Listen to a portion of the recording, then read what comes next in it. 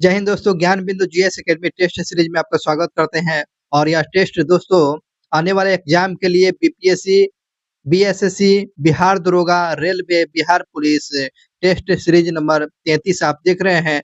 चलिए पहले क्वेश्चन को शुरू करते हैं दोस्तों। पहली बार चैनल पर आए होंगे, चैनल को सब्सक्राइब कर लेंगे ताकि इन्फॉर्मेशन वीडियो आप तक मिलता रहे। पहला क्वेश्चन दोस्तों पूछा गया है, सोवियत गणराज्य जिसे यूएसएसआर के नाम से पहले जाना जाता था, तो इसमें से बताना है पहले उस देश का नाम बताइए जिसने अपनी स्वतंत्रता की घोषणा किया था। यूएसएसआर से उस पहला देश का नाम बताइए जो अपनी स्वतंत्रता की घोषणा किया था। इसका सही जवाब है लिथुआनिया। जो है लिथुआनिया, यह पहली बार जो है यूएसएसआर से अपनी स्वतंत्रता की घोषणा किया था, ये लिथुआनिया। क्वेश्चन नंबर 2 की बात करते हैं। भारतीय राज्य व्यवस्था के संदर्भ में निम्नलिखित कथनों पर विचार करना है। भारतीय राज्य व्यवस्था में इन कथनों पर विचार करते हैं, क्या इसका सही जवाब होगा। पहले देखिए, इसमें लिखा गया है कि संघ का गृह मंत्री अंतर्राज्यीय परिषद का पदेन अध्यक्ष होता है। न तो 1 होगा न ही 2 होगा, इसमें डी ऑप्शन ये बिल्कुल नहीं होता है।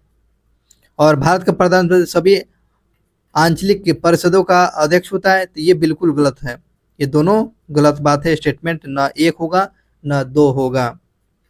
नेक्स्ट क्वेश्चन की बात करते हैं दोस्तों। अगला क्वेश्चन पूछा गया है, भारतीय सैनिकों ने अंग्रेजों के खिलाफ पहला विद्रोह किया था। भारतीय सैनिक पूछ रहा है दोस्तों, तो ये भारतीय सैनिक अंग्रेजों के खिलाफ पहला विद्रोह कब किया था। इसका सही जवाब है 1806 में किया हुआ था। 1806 में, 1857 में तक किया ही था, लेकिन पहली बार पूछ रहा है 1806 में किया हुआ था। 1806 में। अगले क्वेश्चन की बात करते हैं, कांग्रेस सम्मेलनों में शिक्षित भारतीयों का वार्षिक सम्मेलन का मेला किसने बुलाया है। कांग्रेस सम्मेलन को किसने शिक्षित भारतीयों का वार्षिक मेला कहा है, यह स्टेटमेंट बताएंगे। लाला लाजपत राय ने कांग्रेस पर बोला हुआ था कि शिक्षित भारतीयों का वार्षिक मेला है। लाला लाजपत राय जी का यह स्टेटमेंट था। अगला क्वेश्चन पूछा गया कि नारी शक्ति बंधन अधिनियम के बारे में कौन सा कथन असत्य है। नारी शक्ति बंधन अधिनियम के बारे में असत्य कथन पूछ रहा है। ये जो है यह नई संसद भवन में पारित किया गया पहला अधिनियम था, बिल्कुल बात सही है। यह 128वां संशोधन के द्वारा पारित किया गया था, बिल्कुल बात सही है।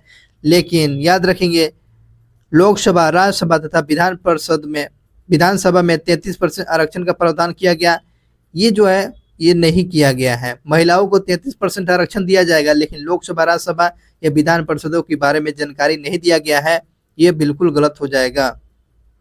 ठीक है, पुडुचेरी विधानसभा में यह लागू नहीं होगा, ये बिल्कुल बात सही है। इस प्रकार ये सी नंबर ऑप्शन गलत है।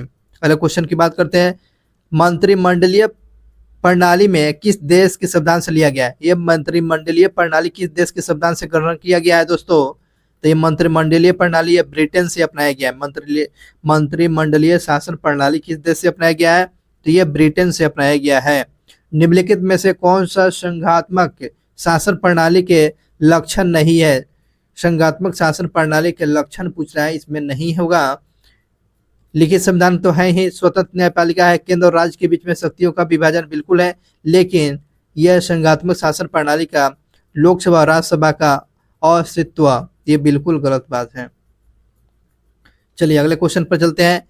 किस संशोधन के द्वारा, किस संविधान संशोधन के द्वारा पंजाब के विभाजन कर हरियाणा का निर्माण किया गया था। पंजाब को विभाजन करके हरियाणा राज्य बनाया गया था, तो ये बताना है। 8 के हो जाएगा। 18वां संविधान संशोधन के द्वारा पंजाब के विभाजन करके हरियाणा को बनाया गया था। 18वां संविधान संशोधन के द्वारा। चलिए अगले क्वेश्चन की बात करते हैं दोस्तों। अगला क्वेश्चन पूछा गया है, भारतीय राष्ट्रीय ध्वज के रंग और उसके मध्य में चक्र की महत्व को यथावश्यक वर्णन किसके द्वारा किया गया है, तो ये बताना है दोस्तों। इसका सही जवाब क्या होगा, सर्वपल्ली राधाकृष्णन। बहुत ही अच्छे जानकारी है। भारतीय राष्ट्रीय ध्वज में ध्वज के रंगों और उसके मध्य में चक्र के महत्व को यथावश्यक वर्णन किसके द्वारा किया गया था, तो ये सर्वपल्ली राधाकृष्णन के द्वारा किया गया था। आर्टिकल 359 राष्ट्रपति की शक्ति प्रदान करता है, किस मामले में। आर्टिकल 359 में क्या प्रावधान किया गया है, मूल अधिकार का निलंबन करना। मूल अधिकार का क्या करना है? 359 आर्टिकल में राष्ट्रपति को मूल अधिकार को क्या करना? निलंबन करने का अधिकार दिया गया है। अगले क्वेश्चन पर चलते हैं। किसी परिस्थिति की तंत्र में ऊर्जा का पिरामिड कैसा होगा? सीधा होगा, उल्टा होगा, या उल्टा सीधा, या हमेशा सीधा? तो ये पिरामिड का पूछ रहा है। परिस्थिति तंत्र में ऊर्जा का पिरामिड कैसा होगा दोस्तों? 11 का हो जाएगा। ये हमेशा सीधा होता है। परिस्थिति तंत्र में ऊर्जा का पिरामिड कैसे होगा? ये हमेशा सीधा होता है, सीधा। निम्नलिखित में से कौन से बातें डार्विनवाद सिद्धांत से संबंधित नहीं है? डार्विनवाद सिद्धांत से संबंधित नहीं है। ये जो हो जाएगा उपार्जित लक्षणों का अनुमानसिकी। उपार्जित लक्षणों का अनुमानसिकी नहीं है, ये डार्विनवाद क्या? इसमें विभिन्नता का सर्वव्यापकता दिया था डार्विनवाद का। योगात्मक जीवितता के बारे में अस्तित्व के लिए संघर्ष, ये डार्विनवाद का सिद्धांत था। लेकिन उपार्जित लक्षण के बारे में डार्विन ने यह नहीं बताया हुआ था। यदि कोई वस्तु एक सरल रेखा में एक समान वेग से गति कर रही है तो उसका विस्थापन समय ग्राफ एक सरल रेखा होता है, तो उसके ढाल से क्या ज्ञात होता है? उसके ढाल से क्या ज्ञात होता है? तो उसके ढाल से क्या ज्ञात होगा दोस्तों? ये होगा चाल के बारे में जानकारी होगा। उसके बारे में क्या होगा? चाल के बारे में जानकारी होगा। इसमें बी ऑप्शन सही है। अगले क्वेश्चन की बात करते हैं। किसी पिंड का वेग 3 गुना करने पर उस पर लगने वाले अभिकेंद्री बल होगा कितना होगा दोस्तों? 14 को हो जाएगा, 9 गुना हो जाएगा। तो किसी पिंड के वेग को 3 गुना कर देने पर उस पर लगने वाले अभिकेंद्री बल कितना होगा? 9 गुना हो जाएगा।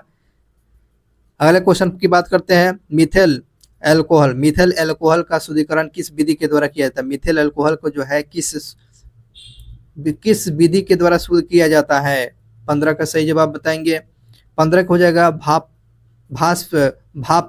आसवन विधि के द्वारा मिथेल अल्कोहल को शुद्ध किया जाता है, भाप आसवन विधि के द्वारा।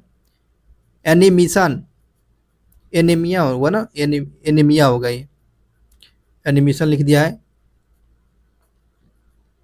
एनीमिया जिसे अरक्तता रोग के उपयोग के लिए होता है। तो किसका उपयोग किया जाता है एनीमिया रक्त के लिए?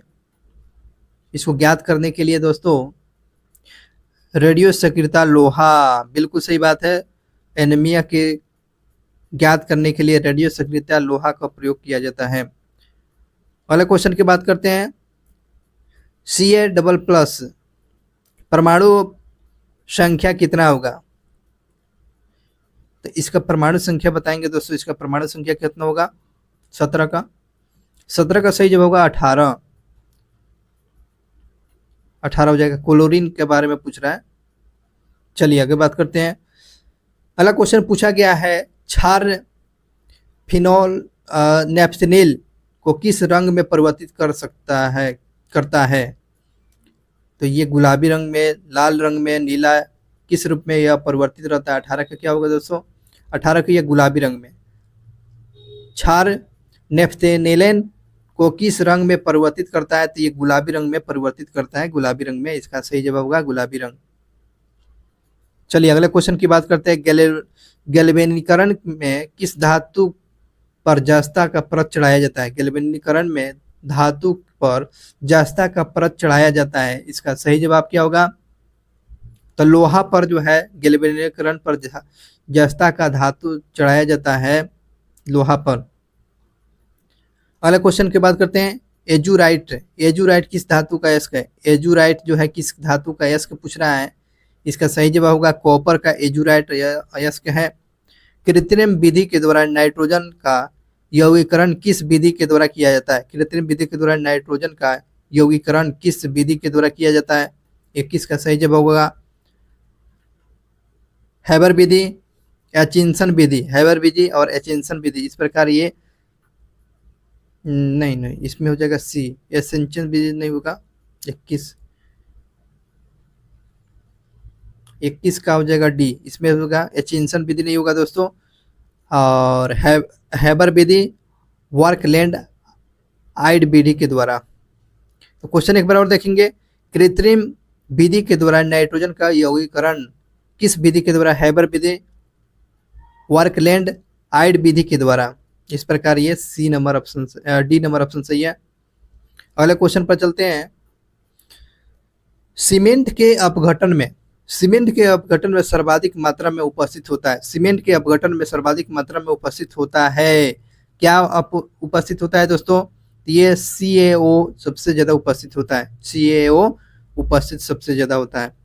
आश्रय का अधिकार, आश्रय का अधिकार किस आर्टिकल के अंतर्गत में मौलिक अधिकार के अंतर्गत में है? 23 का सही जवाब बताएंगे। आर्टिकल 21 को आश्रय का अधिकार मान जीने का अधिकार बताता है आर्टिकल 21 में। नेक्स्ट क्वेश्चन की बात करते हैं। निम्नलिखित में से भारत के संविधान किसे पर्यावरण संरक्षण और संवर्धन और वन जीवों की रक्षा के लिए प्रावधान किया गया है? तो ये बात 24 को बताएंगे, ये हो जाएगा सी में। राज्य के निजी तत्व में और मूल कर्तव्य में, ये जो हमारा काम दायित्व होगा पर्यावरण का संरक्षण करना है ना, उसको बढ़ाना, वन्य जीवों का संरक्षण करना, यह राज्य के निजी तत्व और मौलिक कर्तव्य में है। इस प्रकार 1 और 2 दोनों सही है। निम्नलिखित राज्यों में से किसमें पंचायती राज संस्था नहीं है? पंचायती राज संस्था किस राज्य में नहीं है दोस्तों? नागालैंड में पंचायती राज्य नहीं है, नागालैंड में पंचायती राज्य का प्रावधान नहीं है। लोक प्रतिनिधित्व अधिनियम 1951 में प्रावधान है, लोक प्रतिनिधित्व अधिनियम 1951 में क्या प्रावधान किया गया है दोस्तों? इसका सही जवाब होगा राजनीतिक दलों का पंजीकृत कराना। ये लोक प्रतिनिधित्व अधिनियम 1951 में प्रावधान किया गया था, राजनीतिक दलों को क्या करना है? पंजीकृत करना है, रजिस्ट्रेशन कराना है। बिहार लोक सेवा आयोग अपने कार्यकाल का प्रतिवेदन प्रस्तुत करता है, किसके सामने प्रस्तुत करता है? इसका सही जवाब दोस्तों होगा राज्यपाल के सामने। बिहार राज्य लोक सेवा अपने कार्यों का प्रतिवेदन प्रस्तुत करता है, राज्यपाल के सामने प्रस्तुत करता है, राज्यपाल के सामने प्रस्तुत किया जाता है। नेक्स्ट क्वेश्चन की बात करते हैं। राष्ट्रीय मानव अधिकार आयोग के अध्यक्ष और सदस्य की नियुक्ति के लिए गठित समिति में से निम्नलिखित में से कौन शामिल नहीं होता है? इसका सही जवाब क्या होगा दोस्तों? 28 का सही जवाब होगा राज्यसभा के सभापति इसमें शामिल नहीं होता है, लोकसभा का अध्यक्ष शामिल होता है, राज्यसभा के विपक्षी नेता केंद्रीय मंत्री, केंद्रीय गृह मंत्री शामिल होते हैं, लेकिन राज्यसभा के सभापति इसमें शामिल नहीं होता है। किस रूप में? राष्ट्रीय मानव अधिकार अध्यक्ष के आदेश के नियुक्ति में इसमें शामिल नहीं होता है। ये क्वेश्चन था। अगला क्वेश्चन, निम्नलिखित में से वो कौन सा पदाधिकारी मान्यवादी के समकक्ष पद ग्रहण धारण करता है? मान्यवादी के समकक्ष जो है पद ग्रहण धारण करता है, इसका सही जवाब आपको बताना है। इसका सही जवाब होगा कैबिनेट सचिव जो होता है, कैबिनेट सचिव जो मान्यवादी के जो है समकक्ष पद को ग्रहण करता है, ये कैबिनेट सचिव जो होता है, कैबिनेट सचिव इसका सही जवाब था। अगले क्वेश्चन की बात करते हैं। रूब अल खाली मरुस्थल, रूब अल खाली मरुस्थल किस देश में है? रूब अल खाली मरुस्थल, रूब अल खाली मरुस्थल पूछ रहा है, तो ये सऊदी अरब में रूब अल खाली मरुस्थल आपको सऊदी अरब में, बिल्कुल सही जवाब है। आगे बात करते हैं। नियामगिरी पहाड़ी, नियामगिरी पहाड़ी किस राज्य में है? बहुत ही अच्छा क्वेश्चन। नियामगिरी पहाड़ी उड़ीसा में है। नियामगिरी पहाड़ी पूछेगा दोस्तों तो क्या बताएंगे? उड़ीसा में है। उड़ीसा में रूब अल खाली मरुस्थल आपको कहाँ बताएंगे? तो याद रखेंगे ये सऊदी अरब में है, नियामगिरी पहाड़ी उड़ीसा में है। ये दोनों क्वेश्चन बहुत ही इंपॉर्टेंट था। चलिए अगला क्वेश्चन की बात करते हैं दोस्तों। अगला क्वेश्चन पूछा गया है, भारत के प्रमुख नदी द्रोण का सही क्रम बताना है। भारत के नदी द्रोण के बारे में पूछ रहा है, सही क्रम आपको सजाते हुए चलना है। इसका सही जवाब क्या होगा? 32 का डी होगा। गंगा नदी बेसिन हो जाएगा, सिंधु, गोदावरी, कृष्णा, ब्रह्मपुत्र, महानदी। इस प्रकार ये डी नंबर ऑप्शन सही है। गंगा, सिंधु, गोदावरी, कृष्णा, ब्रह्मपुत्र, महानदी, ये सही क्रम का नदी द्रोण है। निम्नलिखित में से किन दो महासागरों के बीच पाए जाने वाले वायु दाब का अंतर मापन मानसून के तीव्रता के पूर्वानुमान लगाया जाता है? इसका सही जवाब होगा दोस्तों प्रशांत महासागर और हिंद महासागर में। प्रशांत महासागर और हिंद महासागर में मानसून की तीव्रता का अनुमान लगाया जाता है। प्रशांत महासागर और हिंद महासागर में जो है मानसून के तीव्र पूर्वानुमान लगाया जाता है। ये क्वेश्चन का सही जवाब था। अगले क्वेश्चन पर चलते हैं दोस्तों। निम्नलिखित में से वो कौन सा मृदा अपरदन का कारण नहीं है? मृदा अपरदन का कारक नहीं है बताना है। इसमें 34 का सही जवाब होगा पलवार या मिलिंचिंग पलवार या मिलिंचिंग, ये जो है आपदा आपदा अपरदन का प्रमुख कारण नहीं है। पलवार मैंने कि खेती कर मैंने कि खेत को जोतना ये थोड़े अपरदन का कारण बनता है। झूम कृषि का भूस्खलन ये सब जो है। आगे बढ़ते हैं। Pachmarhi biosphere reserve, Pachmarhi biosphere reserve को यूनेस्को ने अपनी सूची में किस वर्ष शामिल किया? पंचमढ़ी को जो है, पंचमढ़ी बायोस्फीयर रिजर्व को जो है यूनेस्को की सूची में कब शामिल किया गया था? इसको शामिल किया गया था 2004 में। पंचमढ़ी बायोस्फीयर को कब शामिल किया गया था यूनेस्को में? 2004 में शामिल किया गया था। इस प्रकार ये सही ऑप्शन था। निम्नलिखित में से किस परियोजना को भूकंप के दृष्टिकोण से अति संवेदनशील माना जाता है? किस परियोजना को जो है भूकंप के दृष्टि से अति संवेदनशील माना जाता है? इसका सही जवाब जो होगा टिहरी बांध परियोजना को जो है अति संवेदनशील माना जाता है। किसको? टिहरी बांध परियोजना को माना जाता है। अनंतपुर स्वर्ण उत्पादक क्षेत्र किस राज्य में? अनंतपुर जो है सोना के उत्पादक क्षेत्र किस राज्य में पूछता है दोस्तों? ये आपको सही जवाब होगा, ये आंध्र प्रदेश में जो है अनंतपुर जो है सोना उत्पादन के लिए जाना जाता है। अनंतपुर सोना उत्पादन के लिए जाना जाता है।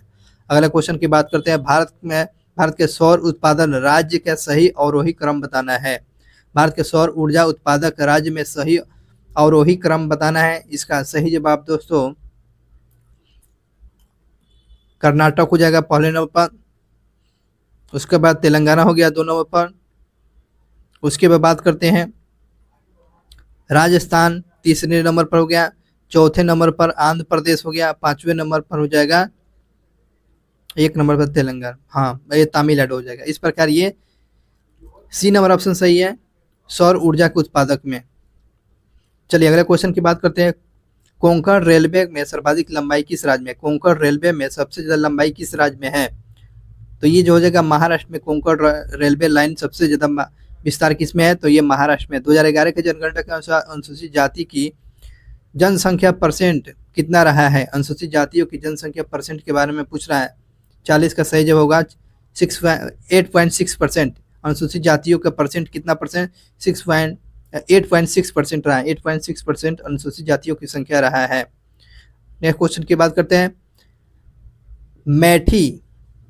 मैठी जनजाति किस राज्य में निवास करते हैं? मैठी जनजाति के बारे में पूछ रहा है दोस्तों। तो मैठी जनजाति ये आपको मणिपुर में मैठी जनजाति, मैतई हो गया, मैठी हो गया, ये सब कहाँ जनजाति है? ये मणिपुर का मैठी, याद रखेंगे। कवाला वन्यजीव अभयारण्य का है। कवाला वन्यजीव अभयारण्य के बारे में पूछ रहा है। ये तेलंगाना में है। बहुत ही महत्वपूर्ण क्वेश्चन है। कवाला वन्यजीव अभयारण्य क्या बताएंगे दोस्तों? कवाला वन्यजीव अभयारण्य पूछेगा तो तेलंगाना याद रखेंगे, कवाला तेलंगाना। लावणी और तमाशा कहाँ का नृत्य है? ये लावणी और तमाशा कहाँ का नृत्य है दोस्तों? ये महाराष्ट्र का नृत्य है। महाराष्ट्र का लावणी और तमाशा नृत्य है। अगले क्वेश्चन की बात करते हैं। बोगाज कोई अभिलेख में निम्नलिखित में से किस देवता का नाम उल्लेखित नहीं है? इसका सही जवाब दोस्तों होगा वरुण का, इंद्र का है ना, सत्य का है, अग्नि का है, लेकिन वरुण का नहीं है। वरुण का बोगाज कोई अभिलेख में जो है वरुण देवता का उल्लेख नहीं मिलता है। चलिए अगले क्वेश्चन की बात करते हैं दोस्तों। अगला क्वेश्चन पूछा गया है। युद्ध भूमि की सबसे बड़ी संख्या में सैनिक के मारे जाने के बाद किस भारतीय गण अर्थात राज्य की स्त्रियों ने सिकंदर के विरुद्ध शस्त्र धारण किया था? बहुत ही इंपॉर्टेंट क्वेश्चन है। 45 का सही जवाब बताएंगे। औशवक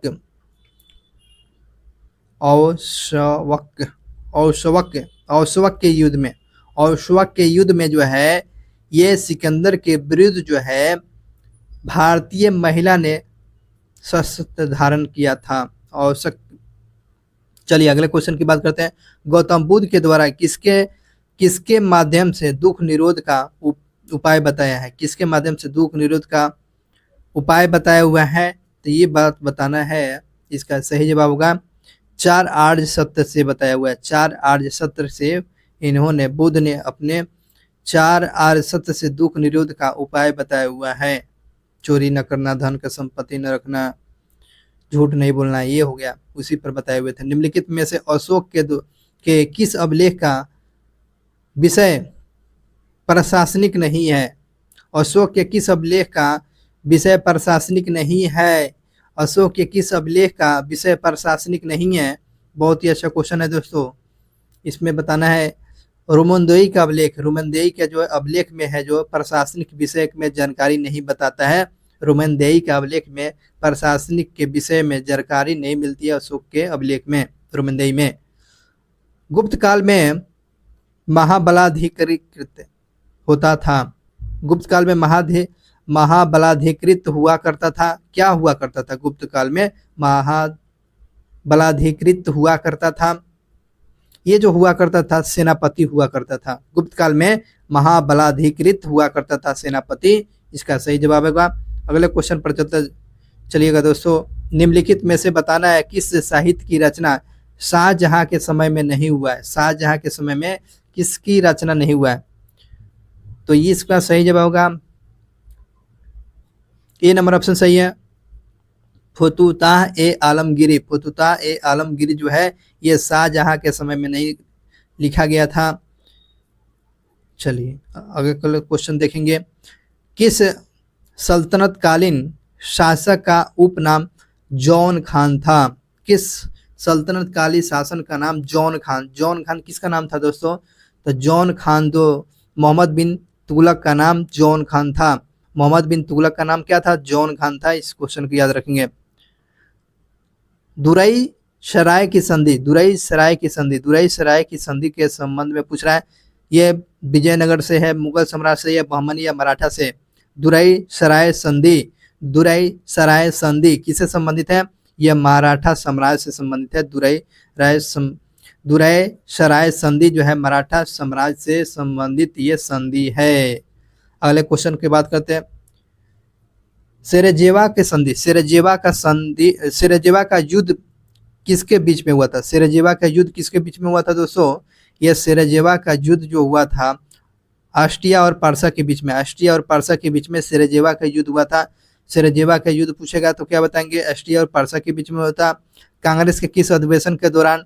कांग्रेस के किस अधिवेशन के दौरान कांग्रेस का दूसरे का विभाजन फिर से हो जाता है?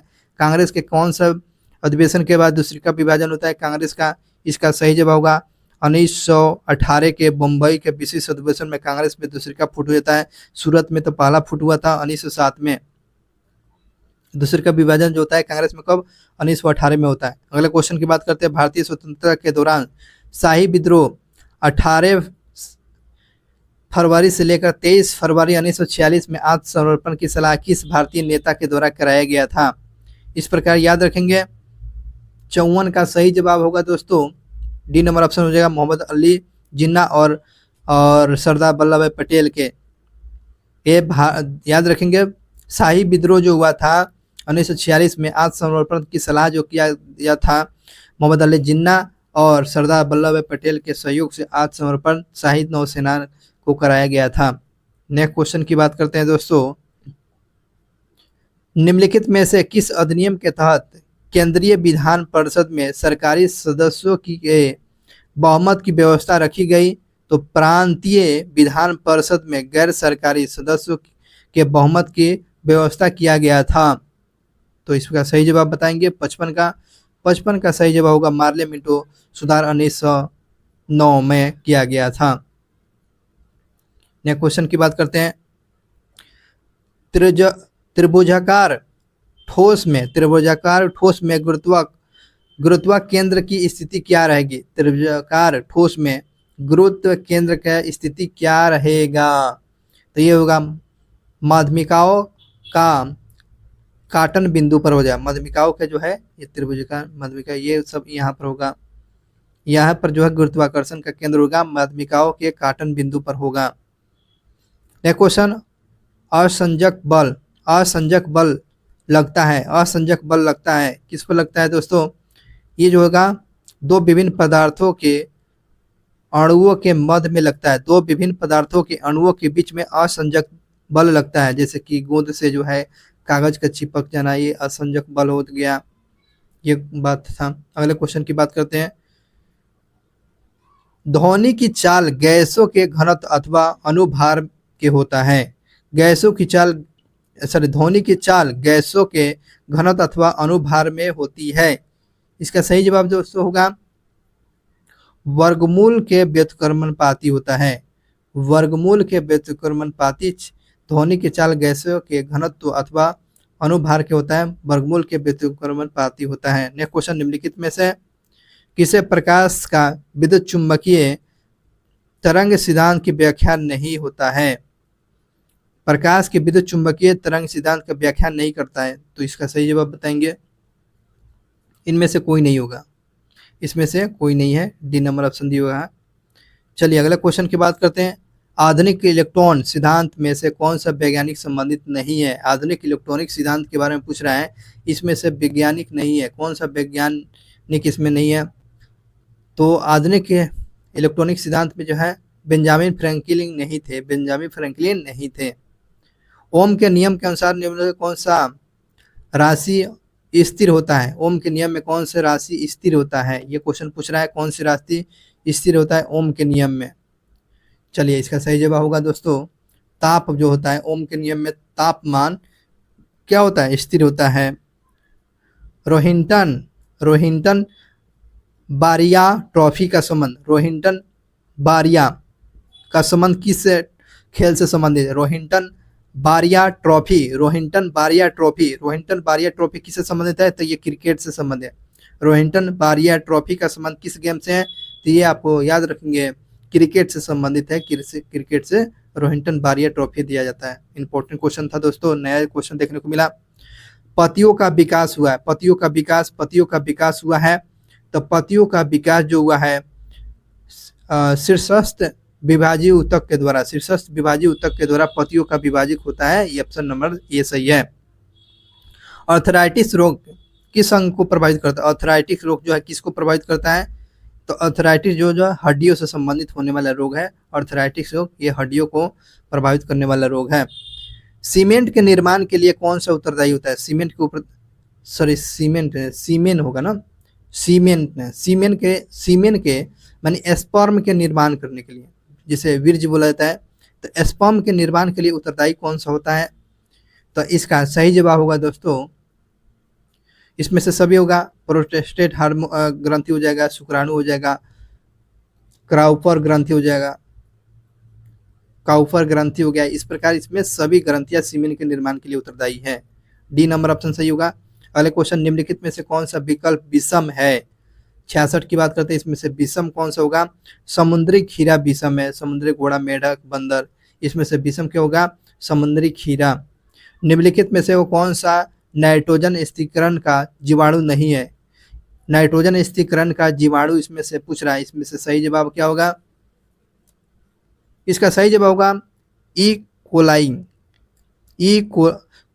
हो जाएगा। ई कोलाई जो है आपको नाइट्रोजन स्थिरीकरण के जीवाणु नहीं है, ई कोलाई नहीं है, राइजोबियम है, एजेटोबैक्टर जो है, कोलोरास्टेडियम है ना, ये आपको नाइट्रोजन स्थिरीकरण में है, लेकिन ई कोलाई जो है ये नहीं है। इस बात को याद रखेंगे। चलिए अगले क्वेश्चन की बात करते हैं दोस्तों। अगला क्वेश्चन पूछा गया कि दुबला हाली पद्धति का संबंध बताना है। दुबला हाली पद्धति का संबंध बताना है। 68 का सही जवाब क्या होगा? बंधुआ मजदूर से। दुबला हाली प्रथा जो था, पद्धति था, ये बंधुआ मजदूरी से संबंधित था। निम्नलिखित में से किस आंदोलन का संबंध दलित सुधार से नहीं है? दलित आंदोलन से संबंधित, ये सुधार से संबंधित नहीं है, तो बताना है क्या नहीं है। इसका सही जवाब दोस्तों आपको बताना है, ये तारकेश्वर आंदोलन आपका दलित आंदोलन के सुधार से नहीं था। तारकेश्वर आंदोलन मंदिरों में भ्रष्टाचार हो गया था, तो इसलिए आपको तारकेश्वर आंदोलन चलाया गया था। चलिए अगले क्वेश्चन की बात करते हैं। निम्नलिखित में से विकल्प में से लॉर्ड चेम्सफोर्ड से नहीं है, लॉर्ड चेम्सफोर्ड से संबंधित नहीं है, इसमें से क्या नहीं है दोस्तों? लॉर्ड चेम्सफोर्ड से संबंधित नहीं है। 70 की बात करते हैं, नहीं पूछ रहा है। द्वैत शासन का प्रारंभ किया था, ये बिल्कुल गलत है। केरल में मोपला विद्रोह चेम्सफोर्ड के समय हुआ था, बिल्कुल सही है। और सहयोग आंदोलन चेम्सफोर्ड के समय में किया गया था। इस प्रकार ये आपको द्वैत शासन ये बिल्कुल गलत है। चलिए अगले क्वेश्चन की बात करते हैं। 71 में क्वेश्चन देखिए, निम्नलिखित में से कौन सा विकल्प सत्य की बात करते हैं? सत्य 71 का हो जाएगा ए नंबर ऑप्शन। ऑप्शन के साथ देख लेते हैं, ए नंबर ऑप्शन ठीक है। ए नंबर ऑप्शन क्या है? सत्य प्रकाश द्वारकानाथ विद्याभूषण, द्वारकानाथ विद्याभूषण, ए नंबर ऑप्शन सही है। चलिए अगले क्वेश्चन की बात करते हैं। हितोपदेश के लेखक कौन है? हितोपदेश का लेखक पूछ रहा है दोस्तों, तो हितोपदेश का लेखक के बारे में बताएंगे, किसके द्वारा लिखा गया था? नारायण पंडित के द्वारा हितोपदेश लिखा गया था।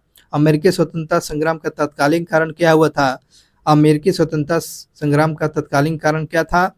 73 का सही जवाब आपको बताना है Boston T party. Boston T party यह स्वतंत्रता संग्राम का आधार बना अमेरिका का।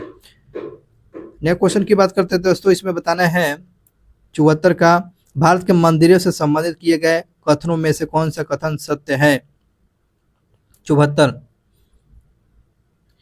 देखते हैं। पहला, नागर शैली की वास्तुकला को उत्तर भारतीय शैली के नाम से भी जाना जाता है। बिल्कुल सही बात है दोस्तों, नागर शैली कला को उत्तर भारतीय शैली के नाम से भी जाना जाता है। बिल्कुल सही है, बिल्कुल सही है। द्रविड़ शैली वास्तुकला का दक्षिण भारत की कला की संस्कृति के नाम से जाना जाता है। बिल्कुल बात सही है, दोनों बिल्कुल सही है। नागर वाला हो जाएगा उत्तर में, नागर पूछेगा उत्तर भारतीय, और दक्षिण में आपको हो जाएगा द्रविड़, दक्षिण में द्रविड़ शैली से जुड़ा हुआ है मंदिर का निर्माण हुआ है। अगले क्वेश्चन की बात करते हैं। निम्नलिखित में से कौन सा कर्नाटक संगीत का एक राग है? कर्नाटक संगीत का राग है, इसमें से बताना है 75 का। तो सिंधु भैरवी जो है कर्नाटक के संगीत का एक राग जो है सिंधु भैरवी है, सिंधु भैरवी। निम्नलिखित में से किस पर्यावरण संगठन ने साफ समुद्री अभियान शुरू किया है? किस पर्यावरण संगठन ने साफ समुद्री अभियान के शुरू किया गया है? तो ये जो होगा यूएन एनवायरमेंट के द्वारा साफ समुद्री अभियान की शुरुआत किया है पर्यावरण संगठन है यूएन एनवायरमेंट के द्वारा। नेक्स्ट क्वेश्चन की बात करते हैं। आधुनिक पारिस्थितिकी का जनक किसको बोलते हैं? आधुनिक पारिस्थितिकी का जनक किसको बोला गया है? तो ये हो जाएगा ईपी ओडम को बोला गया। ईपी ओडम को क्या बोला जाता है? ईपी ओडम को पारिस्थितिकी जनक, पारिस्थितिकी इकोसिस्टम का जनक किसको बोलते हैं?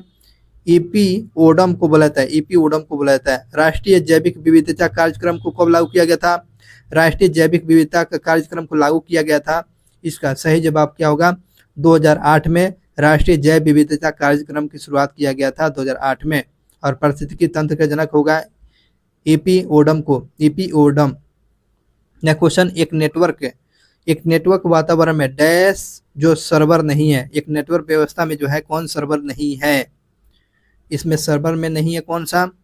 नेटवर्क सर्वर नहीं है, नेटवर्क सर्वर नहीं है। नेटवर्क सर्वर में एक नेटवर्क वातावरण में एक सर्वर नहीं है, नेटवर्क सर्वर नहीं है।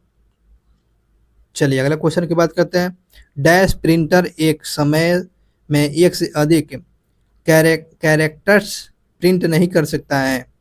कौन नहीं कर सकता है दोस्तों? 80 तो होगा डॉट मैट्रिक्स नहीं कर सकता, डॉट मैट्रिक्स नहीं कर सकता। डॉट मैट्रिक्स प्रिंटर एक समय में एक से अधिक कैरेक्टर्स प्रिंट नहीं कर सकता है, डॉट मैट्रिक्स। ये क्वेश्चन था। भारत ने निम्नलिखित में से किस देश से S-400 Triumph air defence system प्राप्त करेगा? 400 ट्रायम्फ एयर डिफेंस सिस्टम, ये मिसाइल किस देश से प्राप्त करने जा रहा है? S-400 एयर डिफेंस मिसाइल किसके से प्राप्त करेगा? 81 रूस से प्राप्त करेगा दोस्तों, रूस से। अगले क्वेश्चन की बात करते हैं कि निम्नलिखित में से कौन पहले डॉक्टर स्वरूप भटनागर पुरस्कार के विजेता थे? डॉक्टर शांति स्वरूप भटनागर पुरस्कार किसको दिया गया था? 82 का हो जाएगा आपको के.एस. कृष्णन को दिया गया था। के.एस. कृष्णन को डॉक्टर शांति स्वरूप भटनागर पुरस्कार दिया गया था। बी नंबर ऑप्शन सही था। अगले क्वेश्चन पर चलते हैं। मराठी भाषा में भागवत की पहली विशिष्ट टीका किसके द्वारा लिखा गया था? मराठी भाषा में पूछ रहा है दोस्तों, मराठी भाषा में भागवत की पहली टीका किसने लिखा हुआ था? 83 का सही जवाब बताना है। ज्ञानेश्वर के द्वारा जो है मराठी भाषा में भागवत पर पहली टीका लिखा हुआ था, भागवत पर पहली टीका ज्ञानेश्वर के द्वारा। राष्ट्रीय एकता परिषद की पहली बैठक किस वर्ष आयोजित किया गया था? राष्ट्रीय एकता परिषद की पहली बार बैठक किया गया था, इसका सही जवाब होगा 1962 में राष्ट्रीय एकता परिषद का बैठक किया गया था। 1962 में किया गया था राष्ट्रीय एकता परिषद की बैठक 62 में। निम्नलिखित में से कौन भारतीय जनसंघ के संस्थापक सदस्य में से एक है?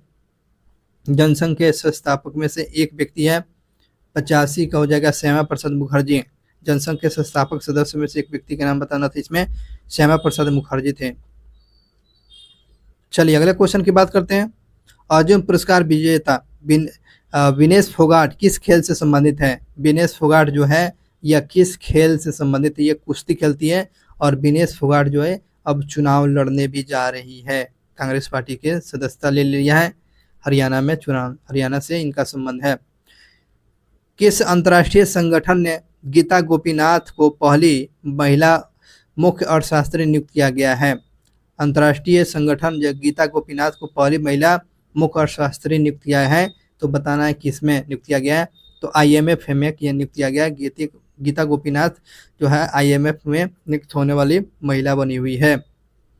अगले क्वेश्चन पर बात करते हैं। सबसे पहला और सबसे पुराना अंतर सरकारीय संगठन कौन है?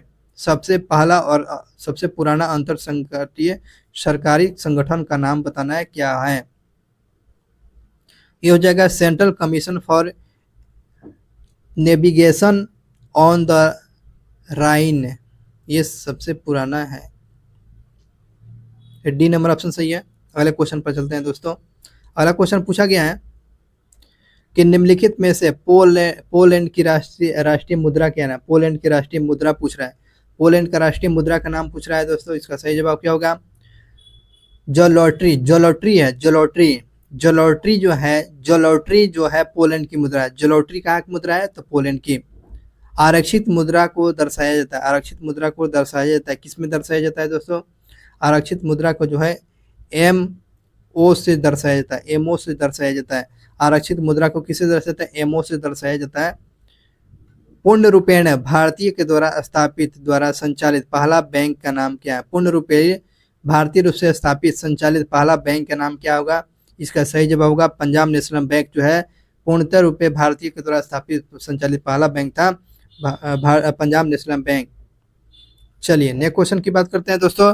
करेंसी तिजोरियों या चालन मुद्रा तिजोरियों का संचालन करता है, किसके द्वारा करता है? इसका सही जवाब होगा उपयुक्त में से सभी होगा RBI, SBI और सभी व्यावसायिक बैंकों के द्वारा किया जाता है। अगले क्वेश्चन पर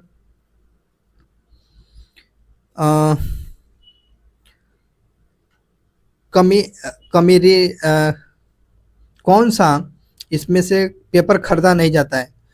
तो इसमें से पेपर कौन सा खरीदा नहीं जाता है? कॉमर्शियल पेपर नहीं खरीद सकता है, तो 93 का हो जाएगा इसमें सही। उपयुक्त में से दोनों, निजी कंपनी और कंपनी संघ नहीं खरीद सकता है। चलिए इकोनॉमी से संबंधित ये टॉपिक था। आय क्वेश्चन की बात करते हैं। राष्ट्रीय आय समिति का प्रथम अध्यक्ष पूछ रहा है, राष्ट्रीय आय समिति के प्रथम अध्यक्ष पूछ रहा है, तो इसका सही जवाब क्या होगा? PC महालनोबिस थे, PC महालनोबिस। राष्ट्रीय आय समिति के प्रथम अध्यक्ष पूछ रहा है, राष्ट्रीय आय समिति के प्रथम अध्यक्ष PC महालनोबिस जो थे, PC महालनोबिस। किस अर्थव्यवस्था में बेरोजगारी तथा रोजगार उपलब्धता को किसके द्वारा दर्शाया जाता है? बेरोजगारी तथा रोजगार उपलब्धता को किसके द्वारा दर्शाया जाता है? तो बताना है 95 का सही जवाब होगा वेबरिज वक्र के द्वारा। वेबरिज वक्र के द्वारा क्या जाता है? तो ये आपको बेरोजगारी और रोजगार को उपलब्धता को वेबरिज वक्र के द्वारा दर्शाया जाता है। नेक्स्ट क्वेश्चन की बात करते हैं दोस्तों। अगला क्वेश्चन पूछा है राजस्व घाटे में से पुराने ऋणों पर मिलने वाले ब्याज को घटने पर प्राप्त होता है। तो राजकीय घाटा में से पुराने ब्याज में से मिलने वाले ब्याज को घटने पर प्राप्त होता है, तो ये कौन सा होता है? तो ये प्राथमिक घाटा होता है, ये होता है प्राथमिक घाटा होता है। कौन संविधान संशोधन सेवा कर से संबंधित है? कौन सा संविधान संशोधन सेवा कर से संबंधित है? संविधान संशोधन में सेवा कर से कौन सा संविधान संशोधन जो संबंधित है? इसका 95वां संविधान संशोधन सेवा कर से संबंधित है, सेवा कर से 95 संबंधित है। कुंवर सिंह ने अपना अंतिम युद्ध किस अंग्रेज कप्तान के विरुद्ध लड़ा हुआ था? कुंवर सिंह जो थे ये अंतिम युद्ध जो है किस अंग्रेज कप्तान के विरुद्ध में लड़े हुए थे? इसका सही जवाब होगा ली ग्राउंड के अंग्रेज कप्तान था। ली ग्राउंड के विरुद्ध जो है अंतिम युद्ध जो कुंवर सिंह लड़े हुए थे ली ग्रांट के विरुद्ध। ब्रह्मयोगिनी पहाड़ी बहुत इंपॉर्टेंट, यहाँ पर जो है डायबिटीज यानी चीनी जो पेशेंट जो है उसके लिए जो है ब्रह्मयोनी पहाड़ी पर कहाँ स्थित है? तो ये गया में है। कहाँ है दोस्तों? ब्रह्मयोनी पहाड़ी जो है गया में है। लास्ट क्वेश्चन है, बिहार में सबसे अधिक आबादी के लिए राष्ट्रपति शासन किस वर्ष लगाया गया था? तो बिहार में जो है राष्ट्रपति शासन लगाया गया था। सबसे कम अवधि के लिए जो है राष्ट्रपति शासन कब लगाया गया था? बिहार में सबसे कम अवधि के लिए राष्ट्रपति शासन लगाया गया था। इसका सही जवाब होगा 1995 में। सबसे कम अवधि के लिए जो है राष्ट्रपति शासन बिहार में लगाया गया था 1995 में। दोस्तों इस प्रकार से ये आज का सेट जो हम लोग देख चुके हैं 33 सेट नंबर देखें। Thank you so much. आने वाले एग्जाम के लिए, आने वाले दरोगा के लिए बहुत ही महत्वपूर्ण ये वीडियो था। Thank you so much. Video अच्छा लगा हो तो दोस्तों के साथ जरूर शेयर करेंगे, और पहली बार चैनल पर आए हुए हैं, दिख रहे हैं तो चैनल को सब्सक्राइब कर लेंगे, ताकि बहुत सारा इन्फॉर्मेशन वीडियो आप तक मिलता रहेगा। तब तक के लिए जय हिंद।